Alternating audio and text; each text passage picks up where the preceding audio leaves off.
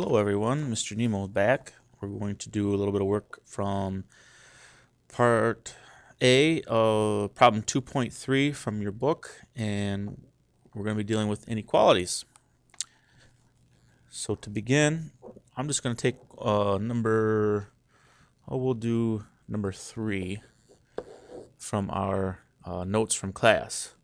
So we have negative 6x plus 9 is less than 25. So the first thing I would do whenever you're solving an inequality or any algebraic equation, and the whole goal of solving algebraic equations is to get the variable, which in this case is x, by itself. So in order to do that, the way I like to attack these problems is get rid of everything on the same side as x, and if we want to look at sides, we could kind of do like this. We've got a left side and a right side.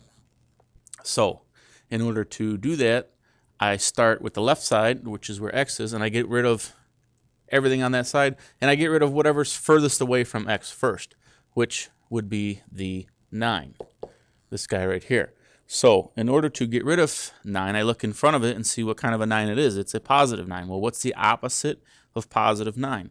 That would be negative 9. So if I subtract 9, then I get 0. But whatever I do to the left side, I got to do to the right side. So I come over here and I subtract 9.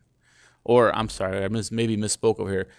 I didn't mean to say negative 9. I subtract 9. So, I mean, we could put a negative 9 there, but then we'd have to add, and then it'd be a negative 9, which is the same thing, really.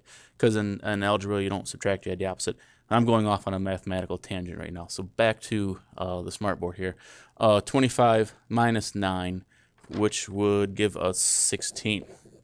So now I can rewrite what we have up here as a negative 6x, and again, this is less than 16. Let me just do like that. Okay, so the 6 is attached to the x. Well, how do I get rid of the 6?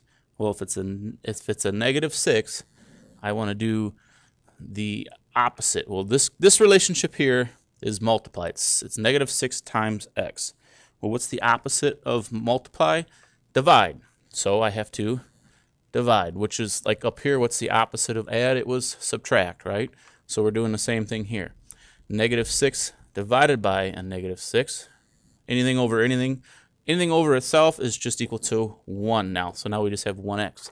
But whatever I do to the left, I have to do to the right. So I have to divide this by a negative 6. And we are then given, let me see, switch my markers back. We have x here.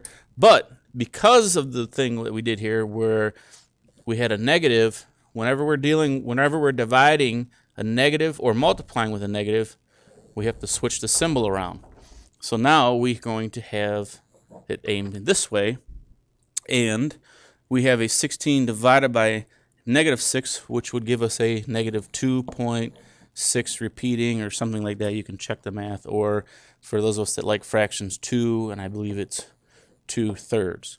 So there's an example of what we did and why we did it. Hopefully this helps you out, and we'll try and get you some more problems up here, maybe one from the homework. Maybe not. We'll see. Keep you guessing. Keep working at it. Keep trying. Go back, play the video again. Like I said, we'll get you more videos. Thanks a lot.